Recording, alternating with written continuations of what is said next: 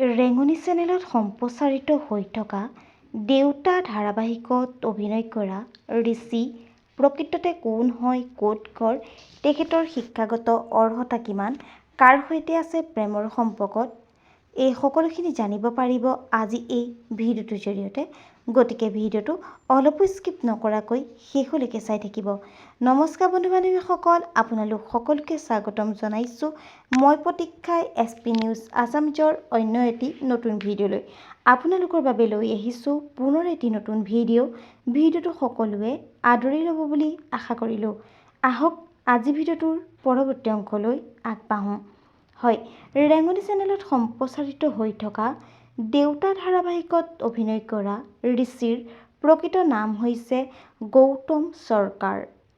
তেওঁ জন্ম হৈছিল 2001 চনৰ মাৰ্চ মাহৰ 6 তাৰিখে আৰু বৰ্তমান তেওঁৰ বয়স হৈছে 25 বছৰ।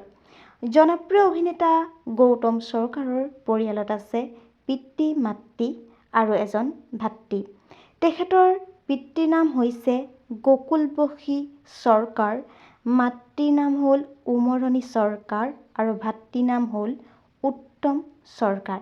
জনপ্ৰিয় অভিনেতা গৌতম চৰকাৰৰ শিক্ষাগত অৰ্হতা বিষয়ে যদি আমি চাবলৈ যাওঁ, তেখেতে কম্পিউটাৰত স্নাতক ডিগ্ৰী লাভ কৰিছে।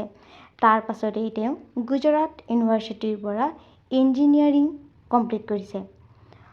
জনপ্ৰিয় অভিনেতা গৌতম চৰকাৰৰ অভিনয় জগতত প্ৰৱেশ কৰে 5 বছৰো অধিক। বন্ধু বান্ধৱীসকল, আপোনালোকে দেউতা ধাৰাবাহিকত অভিনয় কৰা ঋষিৰ অভিনয় চাই কেনে পাইছে নিশ্চয় এটি কমেণ্ট কৰি জনাব।